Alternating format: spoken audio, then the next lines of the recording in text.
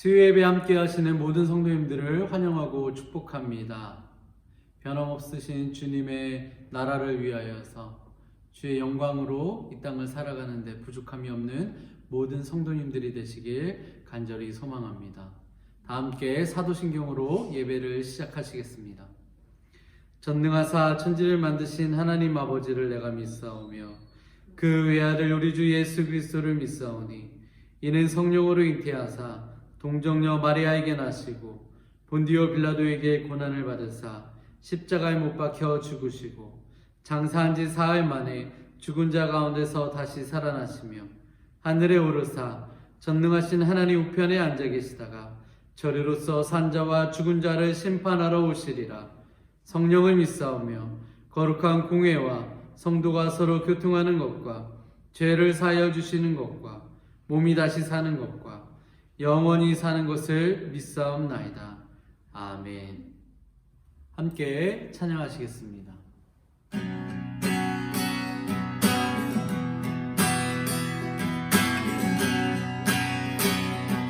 옳은 길 따르라 세계 맡기는 참된 길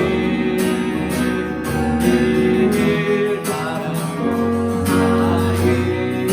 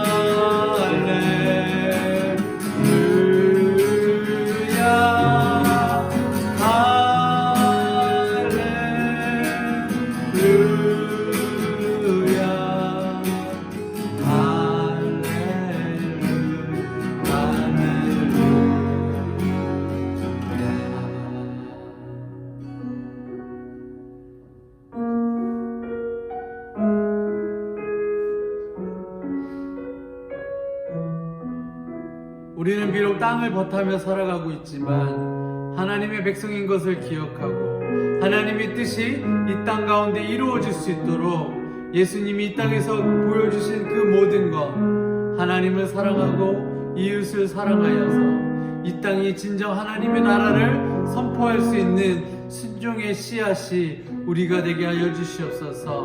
함께 기도하며 나아가시겠습니다. 주님 감사합니다. 할렐루야 할렐루야. 우리가 주님의 이름을 찬양하고 높이는 것은 주께서 우리의 삶을 이끌어가고 있으심을 확인하는 증거임을 고백합니다. 주님이 이 땅을 우리의 삶을 이끌어 가실 때에 우리가 고백할 것은 주님을 향한 찬양밖에 없음을 주님 앞에 고백하며 나아갑니다. 주님이 우리의 삶을 주관하여 주시지만이 이 죄악된 땅에 이 세상의 가치관으로 물들여진 이 모든 나라들이 하나님의 나라로 역전되어질 수 있음을 주님 앞에 고백합니다. 우리가 그 말씀을 살아갈 때 이 땅이 주의 땅이 되고 이 나라가 주의 나라가 될 수 있다는 것을 기억하면서 우리의 모난 마음과 생각과 자존심과 주관들이 솟아나지 않도록 날마다 죽어지도록 주님 앞에 십자가로 나아가는 사람이 되어지게 하여 주시옵소서. 주님의 말씀을 온전히 순종한다면 우리는 끊임없이 우리의 모습을 지우고 희생과 사랑으로서 주님에게 받은 그 은혜와 사랑을 많은 사람들에게 베풀며 우리가 사라지는 빛과 같이 소금과 같이 그 역할과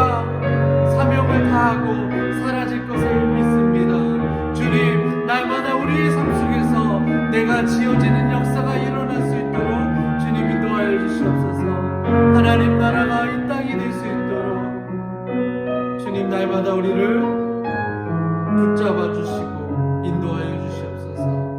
감사하고 예수님의 이름으로 간절히 기도합니다. 아멘.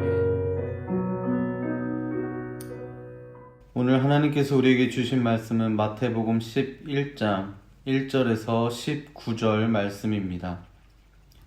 함께 봉독하시겠습니다. 예수께서 12 제자에게 명하기를 마치시고 이에 그들의 여러 동네에서 가르치시며 전도하시려고 거기를 떠나 가시니라. 요한이 옥에서 그리스도께서 하신 일을 듣고 제자들을 보내어 예수께 여짜오되 오실 그이가 당신이오니이까 우리가 다른 일을 기다리오니이까. 예수께서 대답하여 이르시되 너희가 가서 듣고 보는 것을 요한에게 알리되 맹인이 보며 못 걷는 사람이 걸으며 나병 환자가 깨끗함을 받으며 못 듣는 자가 들으며 죽은 자가 살아나며 가난한 자에게 복음이 전파된다 하라. 누구든지 나로 말미암아 실족하지 아니하는 자는 복이 있도다 하시니라. 그들이 떠나매 예수께서 무리에게 요한에 대하여 말씀하시되 너희가 무엇을 보려고 광야에 나갔더냐? 바람에 흔들리는 갈대냐? 그러면 너희가 무엇을 보려고 나갔더냐? 부드러운 옷 입은 사람이냐? 부드러운 옷을 입은 사람들은 왕궁에 있느니라. 그러면 너희가 어찌하여 나갔더냐? 선지자를 보기 위함이었더냐? 옳다. 내가 너희에게 이르노니 선지자보다 더 나은 자니라. 기록된 바 보라 내가 내 사자를 내 앞에 보내노니 그가 내 길을 내 앞에 준비하리라 하신 것이 이 사람에 대한 말씀이니라. 내가 진실로 너희에게 말하노니 여자가 낳은 자 중에 세례 요한보다 큰 이가 일어남이 없도다. 그러나 천국에서는 극히 작은 자라도 그보다 크니라. 세례 요한의 때부터 지금까지 천국은 침노를 당하나니 침노하는 자는 빼앗느니라. 모든 선지자와 율법이 예언한 것은 요한까지니 만일 너희가 즐겨 받을진대 오리라 한 엘리야가 곧 이 사람이니라. 귀 있는 자는 들을지어다. 이 세대를 무엇으로 비유할까? 비유하건대 아이들이 장터에 앉아 제 동물을 불러 이르되 우리가 너희를 향하여 피리를 불어도 너희가 춤추지 않고 우리가 슬피 울어도 너희가 가슴을 치지 아니하였다 함과 같도다. 요한이 와서 먹지도 않고 마시지도 아니하며 그들이 말하기를 귀신이 들렸다 하더니 인자는 와서 먹고 마시매 말하기를 보라 먹기를 탐하고 포도주를 즐기는 사람이요 세리와 죄인의 친구로다 하니 지혜는 그 행한 일로 인하여 옳다함을 얻느니라. 아멘. 이는 하나님의 말씀입니다. 우리 마태복음 맨 마지막 장에 보면 우리 예수님께서 승천하시기 전에 제자들에게 남겨주신 말씀이 나옵니다. 너희는 가서 모든 민족을 제자로 삼아 아버지와 아들과 성령의 이름으로 세례를 주고 내가 너에게 본반 모든 것을 가르쳐 지키게 하라 라는 그날의 부탁의 말씀이었습니다. 제자들에게 너희는 세상을 향해서 가라고 그렇게 말씀하고 그들에게 세례를 주고 또 그들을 하나님 말씀으로 가르쳐서 다시 제자가 되게 하고 또 그 제자된 사람들이 나가서 또 사람들에게 세례를 주고 또 말씀을 가르쳐서 또 제자로 만들고 우리 기독교 역사를 이제 보게 되면 우리 팔레스타인에서 시작된 이 기독교 예수님의 그 12 제자를 통해서 시작된 기독교가 예수님 말씀을 통해서 결국은 유럽과 또 미주 지역, 아시아 온 세계에 말씀이 전파되고 세례받는 사람들이 많아지면서 또 제자가 세워지고 이제 그런 역사 가운데 이렇게 흘러오게 된 것을 우리가 보게 됩니다. 그래서 오늘도 우리가 예수를 이렇게 영접하고 하나님을 믿는 사람들이 되었는데 우리 모든 하나님을 믿는 사람들은 이제 다 우리 마태복음 28장의 말씀에 근거해서 또 기독교 역사의 이 흐름을 생각할 때에 우리는 다 지금 이 시대에 예수님의 그 제자로 부름을 받은 자라는 사실을 우리 먼저 늘 깨닫도록 해야 되는 것입니다. 우리가 생김새는 다르고 또 하는 일은 다 다르고 뭐 연령도 다르고 형편은 다 다를지라도 우리는 다 근본적으로 예수님의 제자로 부름을 받았다는 사실. 그래서 우리는 늘 세례받은 사람들은 말씀의 가르침의 훈련을 받으면서 또 세상을 향해 나아가서 또 안 믿는 영혼들의 복음을 전하고 또 그들에게 또 말씀을 가르쳐서 제자로 세워가는 그런 사명을 우리 날마다 잘 감당해 나가도록 힘써야 될 것입니다. 이제까지 예수님께서 이 공생에 대한 그 사역을 이제 하시면서 이제 마태복음 11장의 말씀을 좀 같이 나누고자 하는데 11장의 내용은 예수님의 이 공생의 이 사역을 그 활동 사항을 이렇게 정리해서 말씀한 그런 내용이라고 이제 볼 수가 있습니다. 먼저 우리 1절부터 6절의 말씀에 보면은 세례 요한이 이제 옥에 갇혀 있을 때에 갇혀 있으면서 그리스도께서 하신 일들에 대한 소문들을 그들이 그 제자들로부터 이제 듣게 되었던 것이죠. 그래서 제자들을 예수님께 이제 보내면서 이런 질문을 합니다. 우리 3절 말씀에 보면은 예수께 여짜오되 오실 그이가 당신이오니까 우리가 다른 일을 기다리오리까. 근데 예수님은 이런 대답을 하십니다. 우리 5절 6절에 보면 맹인이 보며 못 걷는 사람이 걸으며 나병 환자가 깨끗함을 받으며 못 듣는 자가 들으며 죽은 자가 살아나며 가난한 자에게 복음이 전파된다 하라. 그리고 말씀하시기를 누구든지 나로 말미암아 실족하지 아니하는 자는 복이 있도다. 그렇게 말씀하십니다. 이 세례 요한이 이제 옥에 갇히기 전까지 특별히 하나님의 그 심판에 대해서 이제 말씀을 전했죠. 그 회개하고 빨리 예수님 영접할 것을 이제 말씀했습니다. 하나님의 심판이 가까웠기 때문에. 그러면서 이제 예수님이 세상에 오셨을 때 아마도 요한은 이제 하나님의 심판의 때가 도래하는 것이구나. 그 심판이 어떻게 이루어질 것인가에 대한 관심을 가졌던 것입니다. 근데 예수님 정작 세상에 오셔서 하신 일은 하나님의 그 심판 대행자로서 역할을 하신 것이 아니고 그야말로 맹인들을 만나셔서 그들의 눈을 뜨게 하시고 연약한 자들을 돌보고 이 하나님의 심판의 역사를 이루시기보다는 자비를 베푸시고 불쌍하고 연약한 자들을 돕고 하는 그러한 이제 사역을 하시게 된 것을 이제 보게 된 것입니다. 예수님은 그런 이제 일을 하신 것이죠. 우리는 예수님의 이 사역에 대한 말씀을 생각하면서 하나님의 심판은 연기되고 있는 그러한 심판이라는 사실을 또 다시 한번 생각해 보게 됩니다. 정말 세례 요한 때부터 하나님 어떻게 보면 이 세상을 심판하시기를 원하셨을 줄 모르겠습니다. 그런 계획을 가지셨을지 모르겠습니다. 그러나 아직도 하나님은 이 마지막 때 심판을 미루고 계시는 것이죠. 그 이유는 단 한 가지입니다. 아직도 구원받아야 될 그런 사람들을 생각하시는 그 마음, 그 자비로운 마음 때문인 것이죠. 우리는 하나님의 이 심판이 연기되고 있다는 이 사실을 한번 깊이 우리 생각해 봐야 되는 것입니다.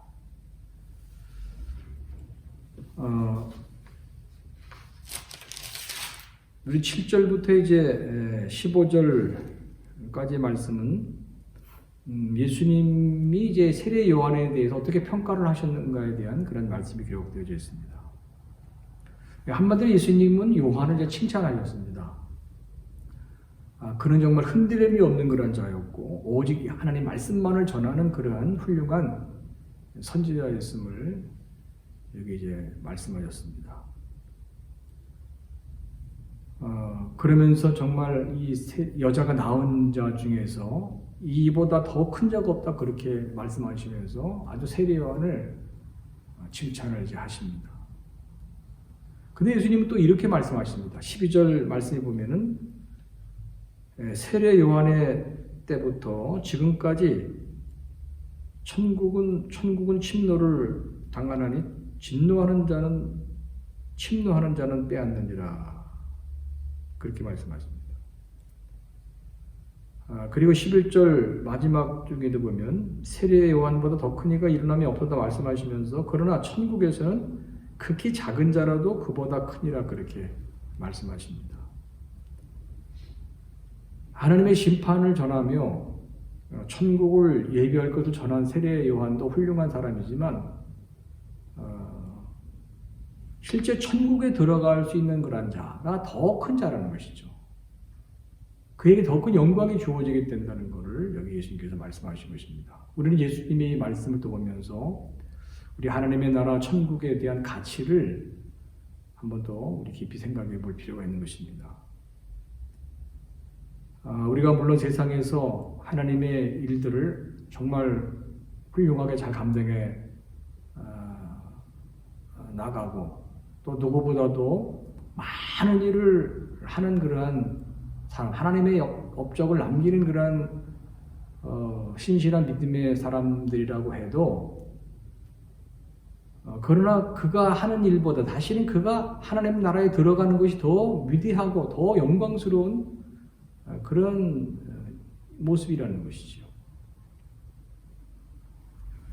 우리에게 그래서 이러한 정말 영광스러운 이 천국이 하나님의 약속으로 주어졌다는 사실을 생각하면서 우리 감사하고 또 겸손한 그러한 자세를 가지고 모든 사람들이 이 천국에 들어가고 이 천국을 누릴 수 있도록 우리 복음을 위해서 또 앞장서고 주의 종들과 협력하는 그러한 삶도 충실하게 살아가도록 해야 할 것입니다.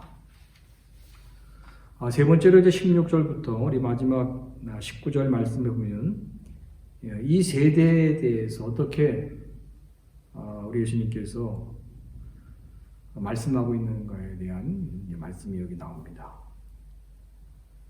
세례 요한은 정말 하나님의 심판을 선포하면서 천국에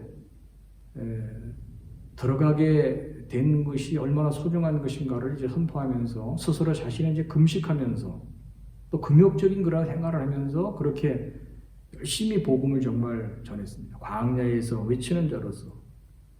근데 예수님은 세상에 오셔가지고 세리들, 죄인들과 함께 먹고 마시고 즐기셨지요.